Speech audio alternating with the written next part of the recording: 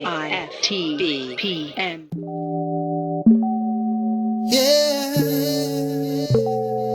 Ooh, I miss your kiss. Oh, your kiss is one of a kind. It feels so nice. Girl, you do it right. I miss. Ooh, oh, girl, you don't go too fast. You take your time. Just how I miss. Hey. Oh, you kiss it, then I'm drifting off your love. Keeps me floating, girl. I miss. And ooh, it feels so good. I'm gonna calm down. Girl, I'm missing that love. Come on. Ooh, babe, I'm missing all those kisses. Baby, bring those lips to me. Oh, babe, I'm missing all those kisses. Baby, bring those lips to me. Come on. Oh, when you're not around, girl, I'm tweaking. I swear I be hearing things. Oh, yeah. Oh, and if I cannot have you, girl, I'm feeling. Oh, that's such a talent you bring. Yeah. Oh, one day is too long. If I can hold you in my arms, if I can find a real good love. That kiss is a drug to me. Baby, your kiss is all I need. Come on. Ooh, it feels so good, baby. Oh, come on. Ooh, babe, I'm missing all those kisses. Baby, bring those lips to me. I miss it already, girl. I'm missing all those kisses. Baby, bring those lips to me. I miss it already, babe. I'm missing all those kisses. Baby, bring those lips to me. Oh, babe, I'm missing all those kisses.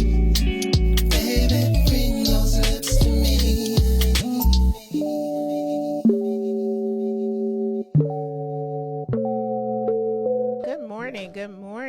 Good morning, good people. Good Sunday morning. This is Tasha Napper here, and I am live in studio today with Cassandra Matz, and we are having a girlfriend conversation about divorce.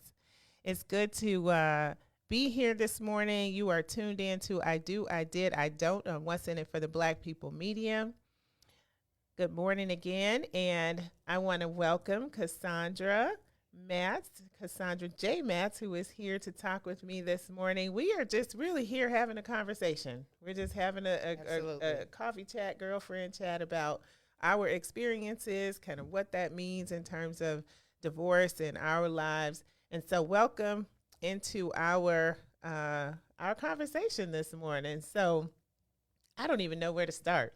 First, let me start by telling the listeners, please like, share, and follow What's in It for the Black People Media, as well as the I Do, I Did, I Don't page. We all know someone who's walked through divorce, who's walking through divorce, who's thinking about divorce, who has been divorced, that could use this information, that could be helpful, or maybe they're the child of divorce and they're looking for resources as well. So I really want you all to like, share, and follow both What's in It for the Black People Media, as well as I Do, I Did, I Don't. So let's get started. We have had some good conversation. They've been short in bits and pieces, but they've been really, really impactful. Both of us have walked through a divorce in our lives, and we are both better on the other side of divorce. Absolutely. Which is wonderful, because that is one of the reasons I do the show. It's important for people to see us. It's important for people to know that they can walk through this and be better on the other side of it.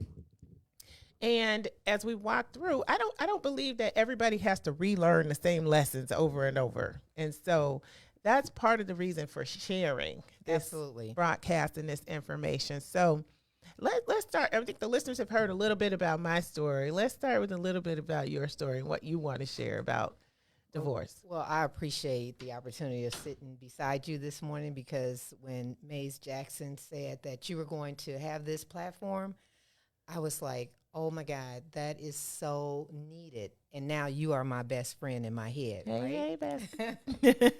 And although I'm not an advocate for divorce, when I got married, it was for life. Yes. It was for life. But I also realized that when I was going through it, I really didn't have anybody to walk me through it. Yeah. Because it was such a taboo. And people wanted you to be silenced. Like, Mm-hmm. why are you spreading, or why are you talking about, or why are you sharing?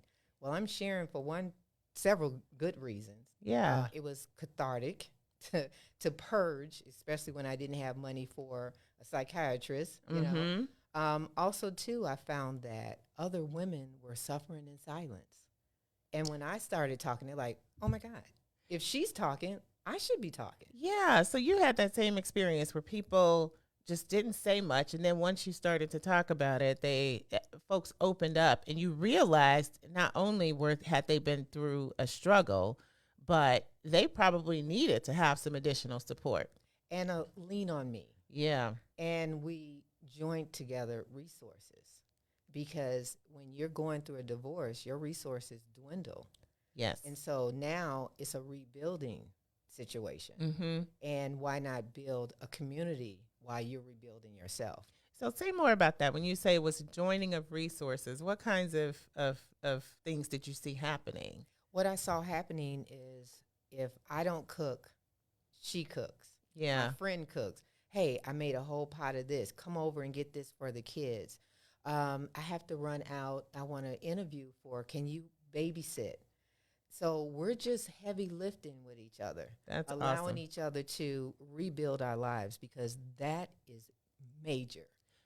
Yeah, it's like we're back in community again. And I felt like going through, I thank you for saying that. First of all, that you're not an advocate for divorce. Neither am I.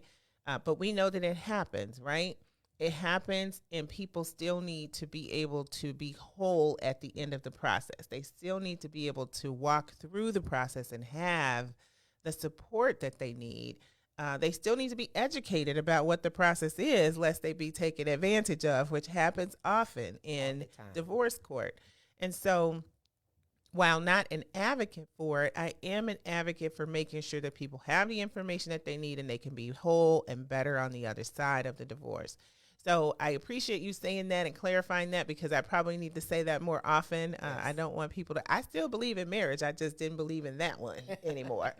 And so, yeah, it's like we are in community again once this happens, and you find your new community, you find your new, you're finding your new balance and ways to support each other, and you're finding your support. But I felt like I didn't have as much of that in marriage. What I had was my ex-husband's community, and I was so steeped in that I wasn't really building more and experiencing more of my own until probably toward the end of the marriage. Yes. Did you have that same experience where you're feeling like I'm steeped in just here in his community, and I don't really have my own, and you started to rebuild that afterwards? Okay, so fortunate enough for me, I kept my identity. And a lot of women morph into their husband. I noticed that when a woman come into the room, oh, that's Philip's wife. Mm-hmm. It's never her name. So I always kept my identity. So when I walked into the room, that's Cassandra. Yes. Just happened to be married too. You see? That's so funny. I remember this funny story. We were in college, and I started dating my ex in college. And this young lady that I was tutoring, or he was tutoring, but both of us tutored. And she said, he was tutoring her. And she said, "Oh, that's his girlfriend." And I said, "No, he's my boyfriend." And she has never forgotten that, as did I. But it's so easy to become that person's almost possession or thing as opposed to who you are. So it's so impressive to hear you say that you were really able to keep your own identity through the marriage as opposed to only being so-and-so's wife. Exactly. And that was so important to me, just like in the beginning of the marriage, and you look at your wedding pictures, how vivacious you were, how slender you were. So we kind of made a pact that we were going to stay as close to that picture to the end. Okay. Right? Okay. But guess what? Who had to do the heavier lifting? We did, because we have the kids. We always do. Yeah, it feels that way, at least. We always do. I think there are so many responsibilities and there's this mental almost attacks that we have. That's not the right way of saying it, but this extra mental load that we're carrying, because we're thinking about things like, well, did you clean the kids' ears? Did you clip their nails? Did we get the Valentine's Day cards for school? Just all those little things that make up part of the family and part of it functioning, that whether you're working or not as a woman or a mom, you're still carrying those things. And you're absolutely right. So at the beginning of our marriage, we talked about eventually me coming home, being a stay-at-home mom. Mm-hmm. So it's very important that you set those things up, i.e. live off of one salary. Yeah. Because I was in corporate America, he was in corporate America. I had my first son. I was still in corporate America, but I was also in the Matz family America. Uh-huh. So my world changed. His world did not change. Yeah. Meaning that I was doing double duty. I was working in corporate America, then I come home and I start my other. Your second shift. Family. Yes. Yes. Absolutely. So that's a little difficult. Mm-hmm. And that transitioned me out of corporate America into being a stay-at-home mom, because if we want more kids and we want to put our values in the kids and we want to make sure that they're whole human beings, I have to come home. Right. And so that's what I did. So I was a stay-at-home mom for 21 years. Okay. 21 years, and you got divorced after that. Yes. Wow. So did you have young children at the time of your divorce? Were they young? Young in a sense, but not young. Okay. I had one in college. Okay. So let me just back up. When I talk about, being a certain size, in my head, and I tell my children all the time, you were planned, because it's 4 years between them. Oh, wow. Okay. So I needed that 4 years to reduce sizes and then gain it again, and then also forget about the pain of having them, right? For real. As if we don't forget that, we wouldn't have another one. We wouldn't have another one. Yes. I remember saying, I don't want to ever do this again. And then you do it. And then I had two more. Absolutely. So, yes. Repeat the question again, because you were just talking about taking that time that you had made that commitment that you were going to try to stay to the same size. Your kids were playing; they're 4 years apart. And when I got my divorce, like I said, I had one in college, so he didn't experience what the younger two experienced because he was away. Okay. So he had that utopia of having both parents at home, taking those 4 vacations a year. He had it all.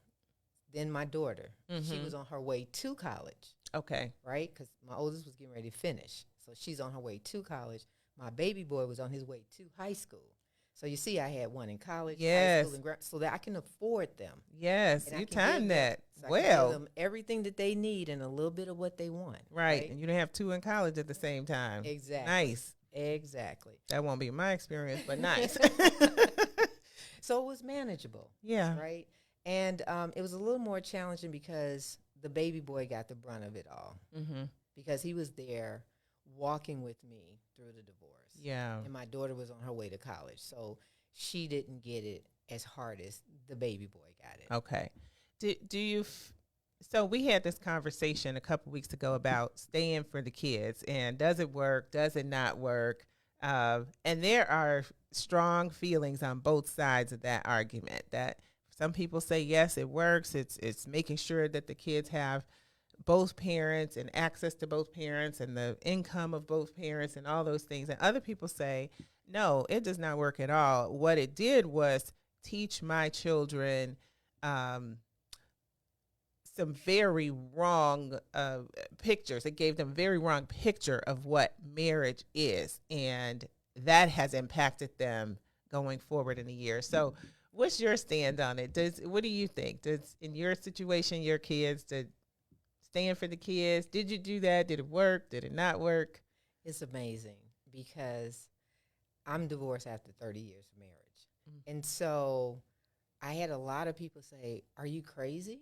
You've been in this marriage all this time. You need to stay. You got kids. And I'm like, well, no. Kids are buoyant. Yeah. And they're resilient. And they'll bounce back. Now, they might not be on the couch. I'm going to try to make sure they're not on the couch all their life. They might have to have a few therapy sessions, but we're going to roll with that one. Right. Right? Right. And so I didn't believe in staying in a situation just for the kids because you're not showing them anything but heartache, grief, and that's not healthy. Right. But I also did not stop them from being with their father. Absolutely. And every holiday we spent with his side of the family. So there were holidays I was home alone because I'm like, I want you to continue with what you're doing. Please go. Yeah. You know? That's big. Right. That is huge. And it's a sacrifice to do that, but you do it because you know that that's what's best for the children. Absolutely. And absolutely having access to both parents is in a healthy relationship. If they're, I guess I should say, with healthy parents, if the children are subjected to harm or, you know, any other craziness, neglect or anything going on, then yes, they should absolutely be encouraged to have wonderful relationships with that other parent because they need that. Right. Like, we don't necessarily need it anymore in that time, but they really do. And I had to be mindful of my language. Even though I felt something, I felt some type of way, and I wanted to voice it because the kids seemed as if they were an ingrate. Yes. I'm the one in the trenches. I'm the one that's doing this. I'm the one. But then you have them over here empathizing with the person that think they the victim. Like, are you aware that I'm over here making wine out of cheese? And they are really not aware of it. They are really not. Well, listeners, you are tuned into I Do, I Did, I Don't on What's in It for the Black People Media.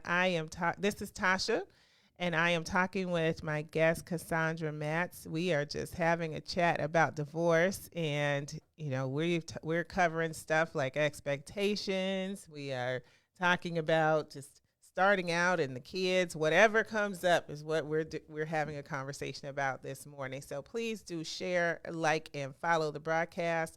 And also the I Do, I Did, I Don't page. You know, Cassandra, you were just saying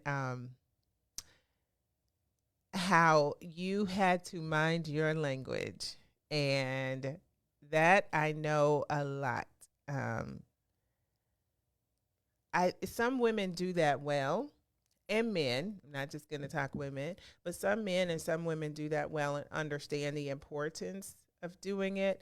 And others do not. Whatever comes up, comes out, and the children are impacted by that. And it can be a really sad situation because you feel, like you said, you feel some type of way. And sometimes not saying that feels inauthentic. But if we're taking inventory of the impact of those words and the intention of those words, then it's really important. I tried and still try really hard not to say anything negative about my former spouse, especially to the children. And I realized as boys, their dad was their superhero, and they needed him to be that superhero for them.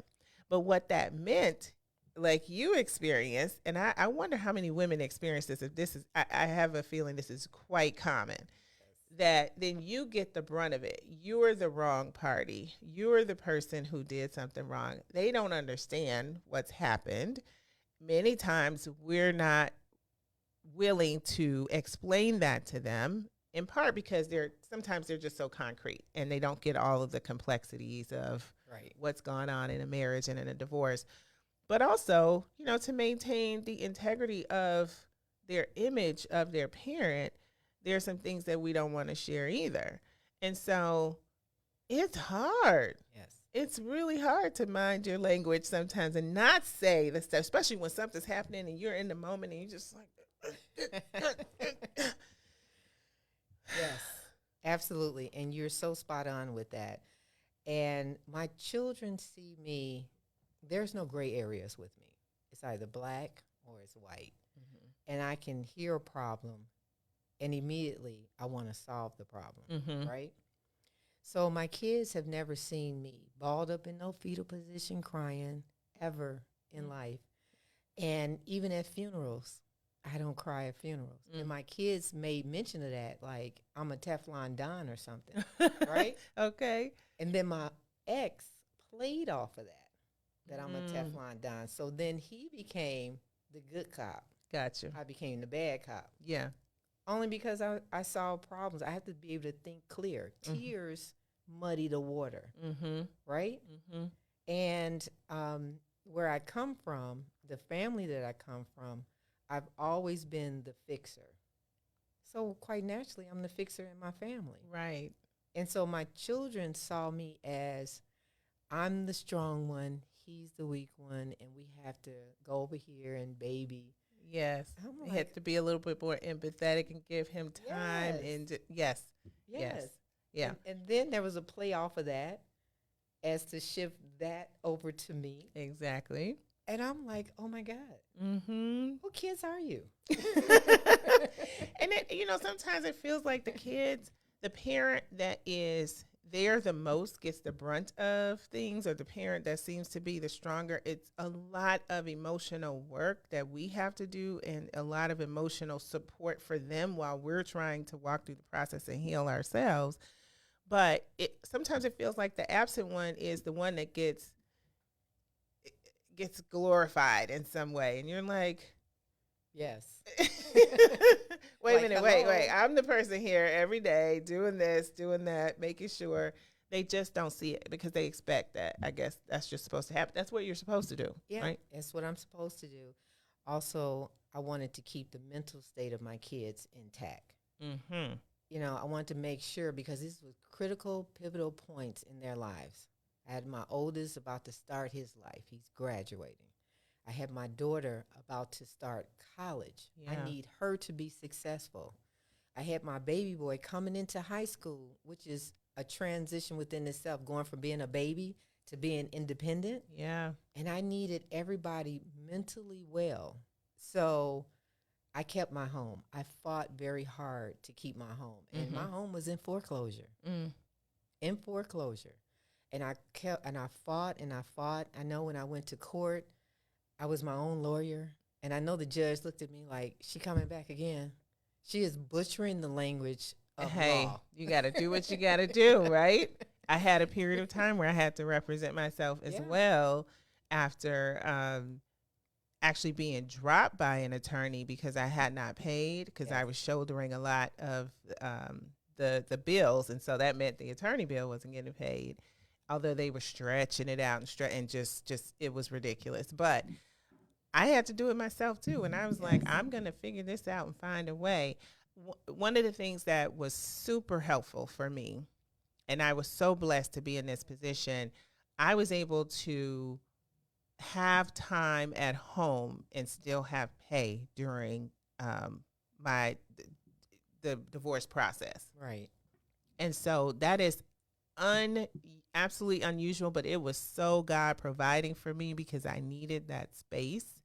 I needed the time. It was just impossible. It was impossible for me trying to manage work and perform at the level that I had been before and walk through this process and make sure the children are okay and, just just compartmentalize at times. This wound up being one of those times in my life I didn't compartmentalize. I just couldn't, right? It's like you said, I'm the strong one. I'm the one that everybody goes to. I'm the calm one in the midst of a crisis. And so you don't see me freaking out, and that doesn't mean it's not all going on inside. It just means you see something that's a little more calm on the exterior, a lot more calm on the exterior, actually. And I'm figuring it out. I'm just like, okay, this is what came at me. We figure this out. Not a lot of time. So I don't spend a lot of time and stop to cry, pity party, to feel. And for me, I need to do that more because it was detrimental for me to not get that out. I remember one time I was sitting with my best friend is amazing. She came and she's listening today, I can see.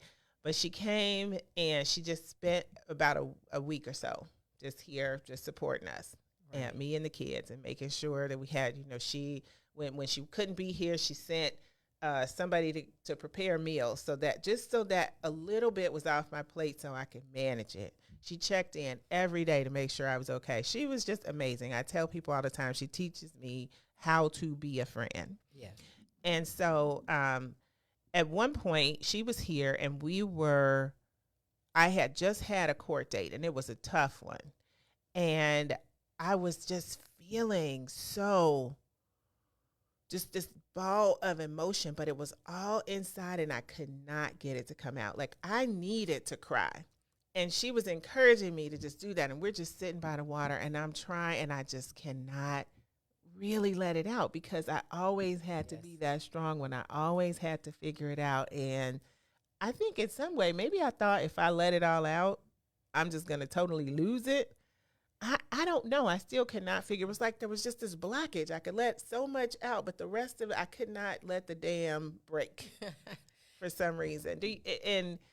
Or it just was just going to be, I don't know. I just still don't get it. I need to work on that with a therapist. But no, I totally relate to that. Because if you let it fester inside of you, now you might have another ailment. I've always heard that you cannot let things fester because it creates other health problems. Mm-hmm. So even though my children didn't see me cry, I gave myself 5 minutes every single day to cry as hard as I can. Okay. And I timed it. I had a food timer that I never use for food. And I cried as hard as I could because I had such an elephant on my back. Not only was my home in foreclosure, but we collectively, because I signed the documents, owed the IRS $250,000. Oh, my goodness. That we both were on the hook for, right? We had our own business. Mm-hmm. And me being a dutiful wife, as he bring me papers to sign, you my husband, you my Nubian king. I don't see pass around. You here to really be my security blanket, right? Right. So when you had arrows pointing to things and an X, just sign here, sign here, sign here for our tax return, I signed. Mm-hmm. Not knowing that, we owed money, and I know we owed money, but I thought a check would accompany that. Yes. And it wasn't. So I'm on the hook for that, right? Got you. So going through the divorce, I had all of that and trying to save my home and trying to get out from that. And mind you, I was a stay-at-home mom. So I did not work. That's a lot of weight. For 21 years, right? Mm-hmm. But I worked outside of the home, meaning that I volunteered a lot. I didn't just have any earning income come in. Yeah. And so how pressing that was on my chest. So crying allowed me to release the pressure that was on my chest. Mm-hmm. And then clearing my head to say, how do I eat this elephant? A bite at a time. Yeah. Start with the tail. Okay. Right? And so what would secure my family would be to save my home. So my kids and I would not be homeless. Right. Right? And so when you have a home, you can think outside the box and you can chew through all the other stuff that's coming at you. Mm-hmm. And so that's what I did. And as you said that you had an opportunity to be home, you had a check coming in. I had no money coming in, none. When my ex finally left, I had $1. Wow. $1. And I'm looking at my kids like, okay, what are we going to do? So I appreciate this divorce because it changed my character for the better. I've always been kind and generous, but I've thrown money at stuff. So if you call me up and you say, Cassandra, can you come over and clean my house? Well, for God's sakes, I'm not going to do that. What I'm going to do is I'm going to pay for somebody to come clean your house. Say that, friend. Mm-hmm. I'm going to send somebody over there. But because I had no money and someone asked me to come and do something, I come myself. Yeah.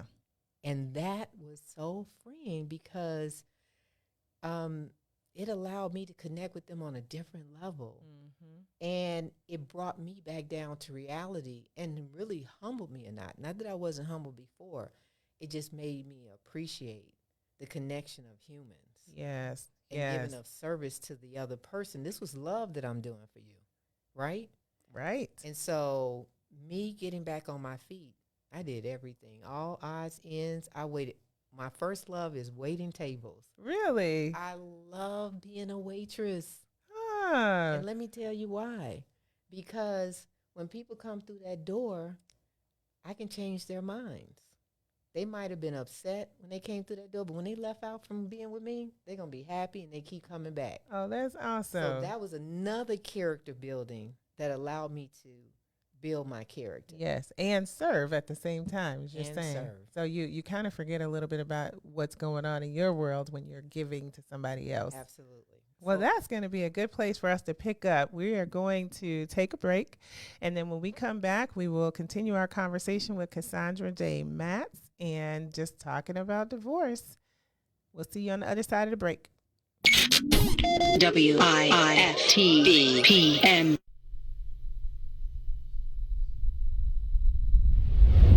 Come all the way with me.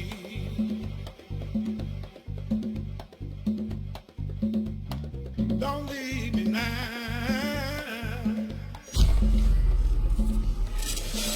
Church Chicago's Power Hour. I'm Yeah. your host, Angie Mims, and Terrence Keys, TD, a.k.a. Terrence Daniels. do you believe that God's going to turn it around? I got to. Yeah. Why? Why? Because he's did it before. Come on. And he'll do it again.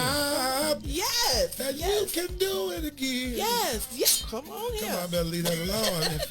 Somebody calling you right now, Somebody Lord. calling you right now, Lord. If it ain't one thing, Yes. I better go. God's going to turn it around. And I feel like we have to encourage the people because so many people are just truly depressed. They're going through the holiday blues, and we want you to know that you don't have to be discouraged. But you can, in fact, be encouraged because God's going to turn it around. Turn it around. You know, it's me again.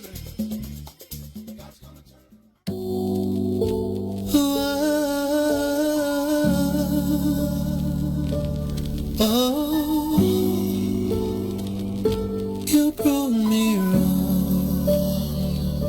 This ain't a regular love, babe. It's that waking out your sleep with me massaging your feet. Yeah.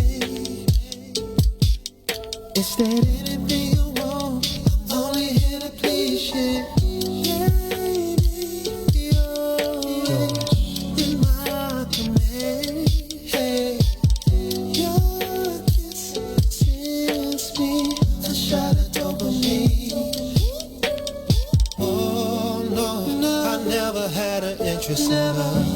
Until I met you, and I don't know if it's real or is it just a phase I'll go through, but I feel that it's true.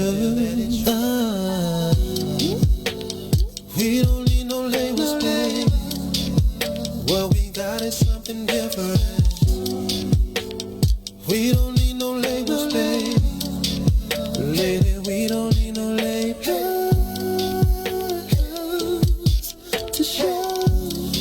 That what we have is something special. For sure, for sure. I don't feel it's a one night stand. No. It's that look you in your eyes. Say love in paradise. I want a lifestyle. Welcome back to I Do, I Did, I Don't on What's in It for the Black People Media. This is Tasha Napper here, your host with Cassandra J. Matz, who is my guest. And doesn't she look wonderful, y'all? In her red, she looks so pretty. We are just talking divorce. We are talking about our experiences. We're talking about the kids. We're talking about the money. We're talking about the process and just in the emotion and managing through it.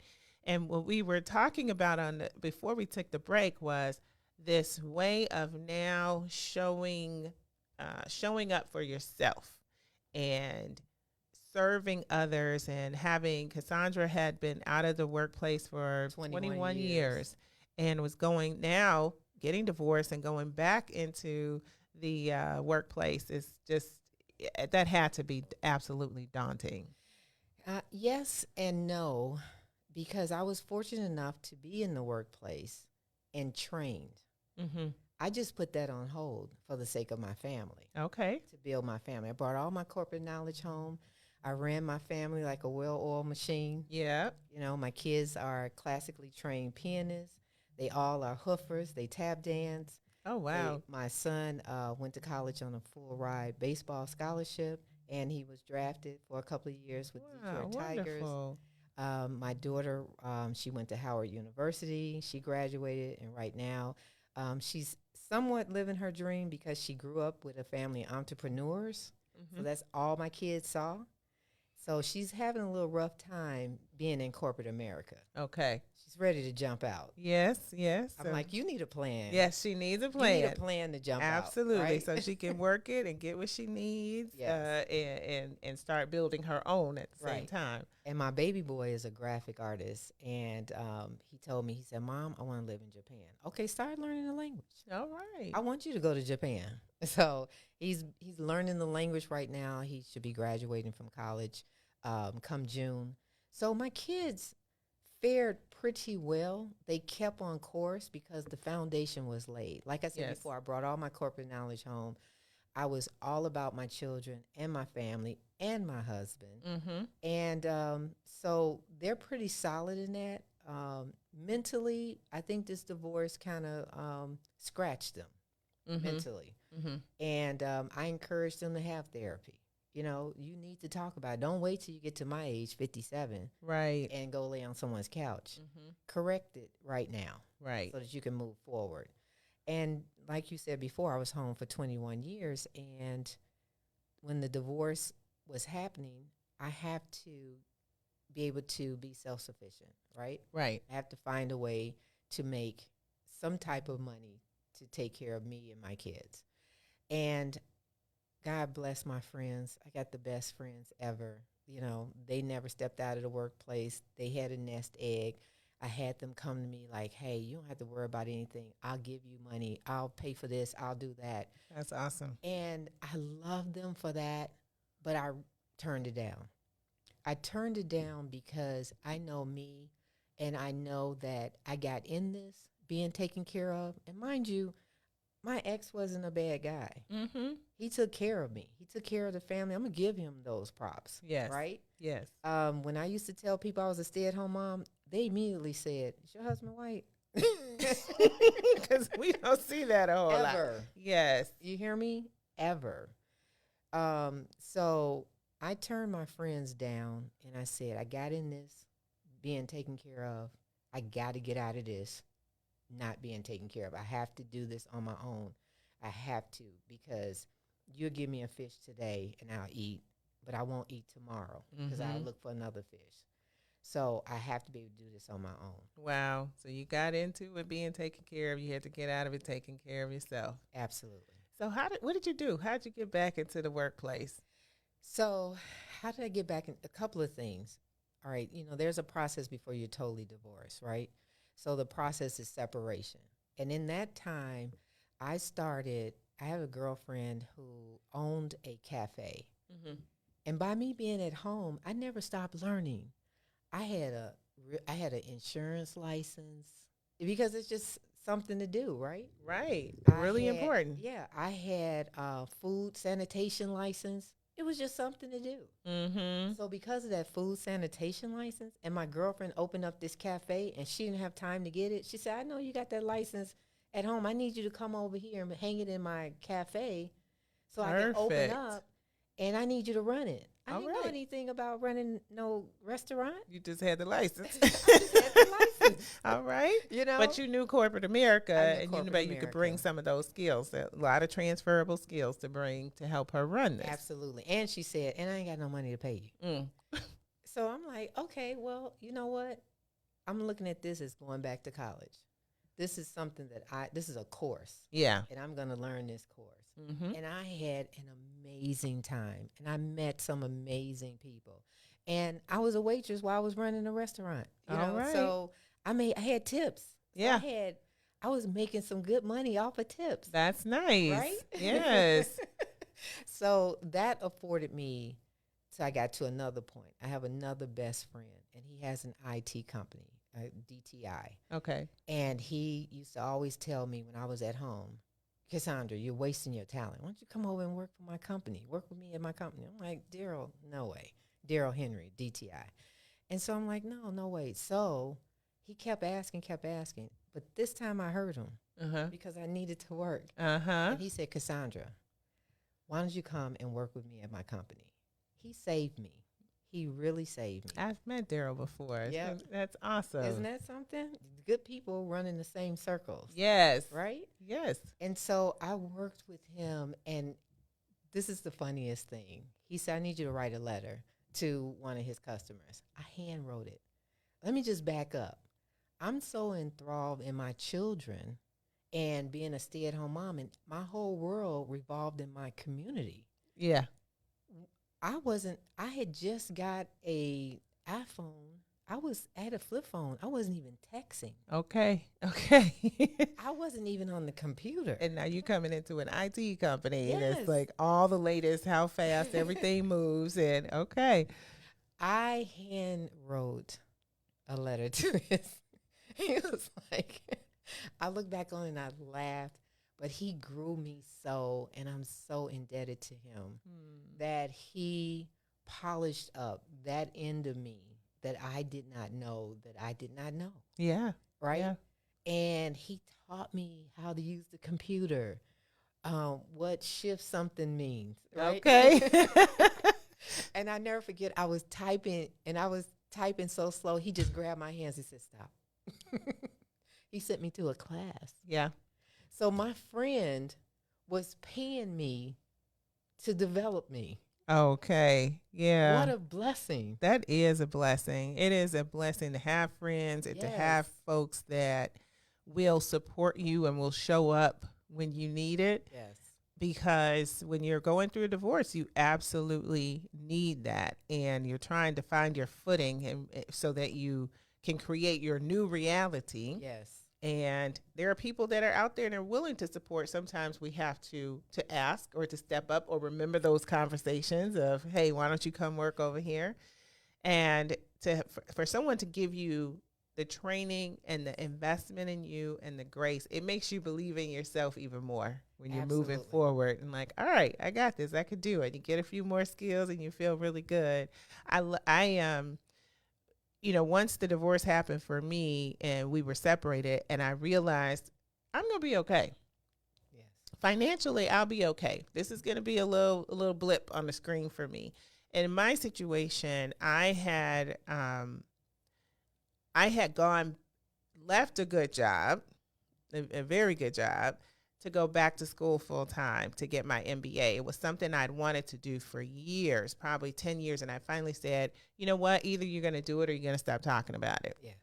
And so I went through testing. I did like a prep class so that I could be prepared for the test. And then I did a whole year-long program in order to prepare for the process and got admitted to school. Got pregnant with the first baby, and that was hard. So I was working. I was like, I'm not going to give up one dream for the other because neither might happen. So let's just, if I need to make a decision at some point, I'll make a decision about which one I need to pursue. But I kept going with both. Both happened. So I deferred for a year. And I had a full fellowship, and they allowed me to still have my full fellowship deferring for a year. So I defer. I'm ready to go. I got this young child who's just over 1, and now we have to make a decision. And it became, it was a struggle. It was a struggle and a tough decision to make. I wound up going and moving to Indiana in order to go to school while my former spouse stayed here with our son, who was a toddler. And I think on some level that there might have been this sense that if I present this impossible choice, she won't do it. Right. I did it. Best decision I ever made. And when I did it, I went to school pregnant with the second one. Wow. That baby I knew that was all God, because it was unexpected, but absolutely joyously welcomed.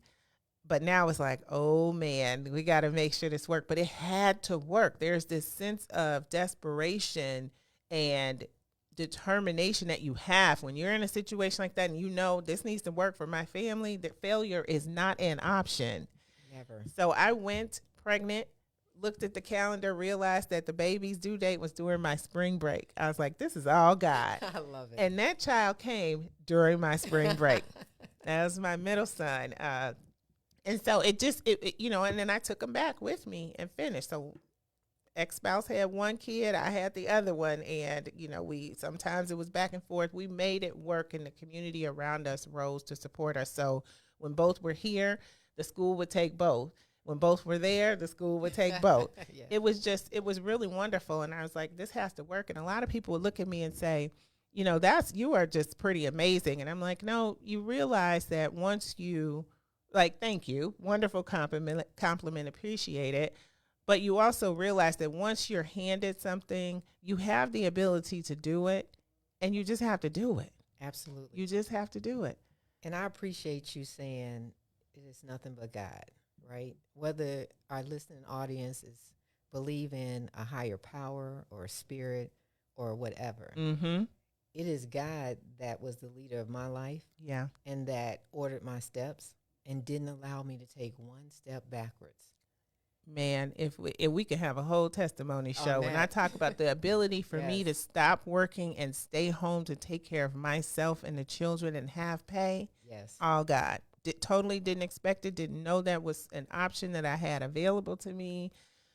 It was God. Yes. It was God. And there were some knocks that happened in the process, but I didn't want for anything. Right. Did the numbers look unbalanced? Many a times they looked unbalanced, but God took such good care of me. Yes. And the thing is, with the divorce, I would never, as difficult as that was, I wouldn't change it. Right. And I wouldn't change it because that was the closest I've been to God in a long time. Like we were walking, he was holding my hand and we were walking this thing out, and I could feel and see his very tangible presence in my life as I was walking through all this, through the circle of people that I didn't realize this community I had built around me was there, and they showed up. Through the financial piece, it was there. Through the support, the therapist that I had, that the kids had, it was all there. And stuff that I thought, I would be so upset about, that this is happening and it's going the wrong way. And before I knew it, a few steps down the line, it had all turned around and it was working in my favor. God was there, and it was God. It really was. So when I finished, as I'm going through the divorce, and I'm thinking, this is all changed. The money looks crazy right now, but I'm gonna be okay. Yes. I'm gonna be okay. One, because I know me, and I know that I will run circles around. I will out hustle somebody on any given day. All day. Right. We have that was just me growing up, how I learned to live. I will be okay if I need to get SNAP.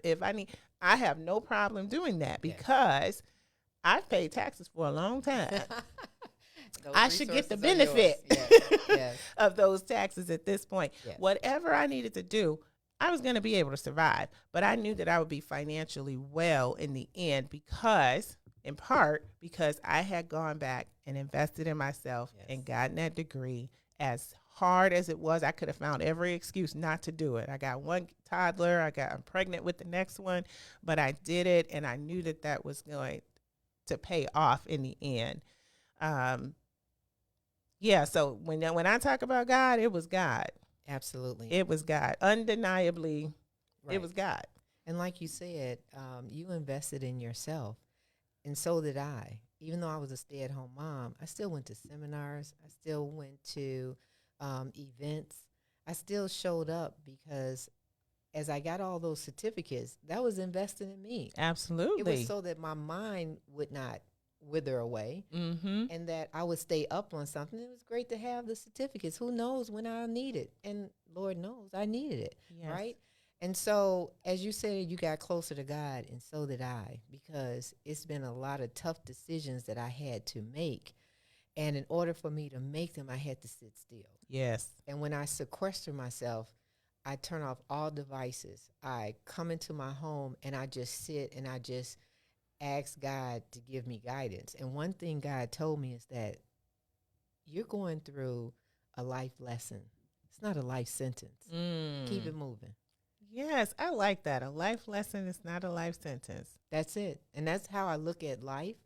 I'm going to mess up over here, but when I straighten up over here, I say, God, I got this. Right. Trust and believe me, you ain't never got to show me that one Exactly. again. I don't need to relearn this lesson. I might trip over something new, but this one right here, we got it. Yes. Right? And so, in laughter, you just laughed. I protected my mind throughout all of this. I stopped listening to the news. Anything negative, I stopped. I would not. I only go to, and to this day, I only watch funny movies. I only go to comedy shows. I still protect my mind. Yes, you because have to. I needed to laugh. And everything that happened to me, I turned it into a laughing moment. You know, it's still cathartic, you know? Yeah. And people are like, oh my God, you are so funny. Only when I'm sitting down talking am I funny. It's hilarious because you're right. At some point, you just see the humor in all of the crazy that's going on, and you have to laugh at it. Yes. And people are like, they're surprised and sometimes taken aback by it, but you have to. If you don't have that,